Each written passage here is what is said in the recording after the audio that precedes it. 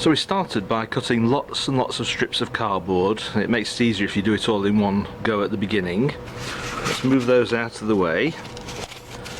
Then we cut one of the trusses. This is the centre part of the truss, and we just do it sort of randomly, and then we lay this truss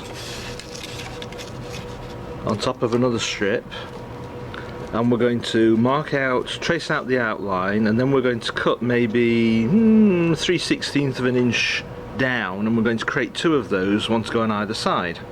So we'll come back and look at that in just a moment. So this is my original one, and then these two are the ones I've traced. The furthest line is the traced line, and then I've marked another line inside by about 3/16 of an inch, and I've done that for two of them.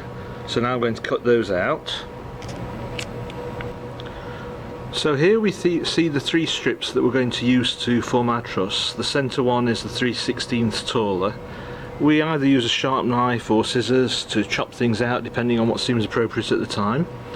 We also save all the little scraps, and the triangles are particularly useful, so we tend to chop the larger ones down into smaller pieces, and we're going to use those as spacers. So we're going to use the hot glue gun to stick those triangles onto these strips to space them apart, and we'll see that in just a moment. Triangles onto the two outer pieces.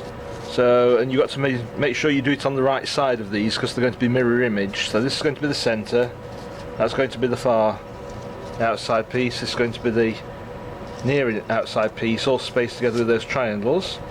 So the next step is to get our trusty hot glue gun and to go down hot gluing furiously.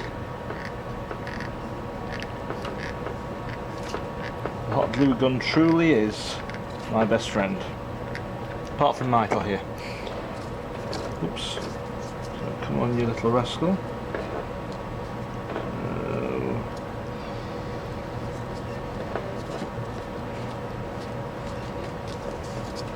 That's the bottom bit.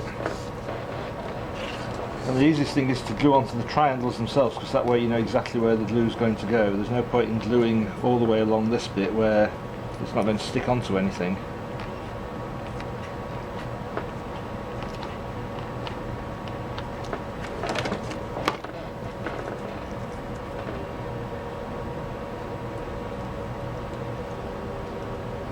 There we go.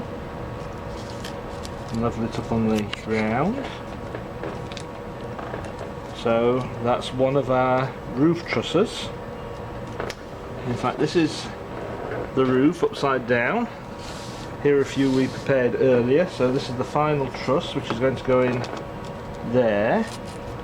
And this is the line of the other structures in the cave, which is why the roof trusses are different lengths. We put the roof upside down in the cave, we marked it off with a pencil, and now we've built the trusses to go in. This is going to be the farthest one from the screen, so we start off fairly, when you look down you'll just see the roof at the beginning, and it gradually gets deeper as we go back. And of course we're going to add some more pieces in here, and then we're going to cover it with plaster cloth and then plaster and sculpt it and mould it, but you can see the way it's going. So here we are, two hot glue guns and one heck of a lot of hot glue later. That's the roof of the cave. At the minute everything's upside down. The way we built this is in a very modular way, so we could still slide the roof out and all the various bits and pieces just slide apart, so we can work on them individually.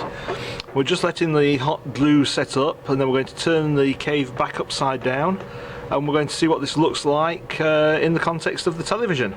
So watch this space. Okay, so now we've turned everything the right way up again. So you can see there's the tunnel that the water's going to come out and come down the waterfall. On this side we're going to have a big cave painting, and then here is the roof. And I don't know about you, but Michael and myself are currently high-fiving each other, metaphorically speaking, because we think it's just come out extremely good. We start off with the short spikes here, and then we work gradually back through the cave to the deeper spikes over the entrance. And of course we're going to be, at the minute the back side of the cave looks sort of smoothish, but we're going to be sculpting all of this in the fullness of time. So the next step, we're going to try just sliding this into the television set and see what it looks like in there. Just take a deep breath and hold on. Okay, so now we're trying it in the television. And as I said before, so when you first come up to the television and you see the scene, you don't see the roof at all. And you know, hopefully once we finish this, people are going to go, ooh, I wonder what that is. And they'll sort of crouch down to look at the scene, and then eventually they might get a bit lower, and then they sort of find a hidden surprise there with the ceiling all incredibly detailed, and they'll be going, ooh, look at that ceiling, it's incredibly detailed. And that's just what we want them to say. So that's the current state of play so far.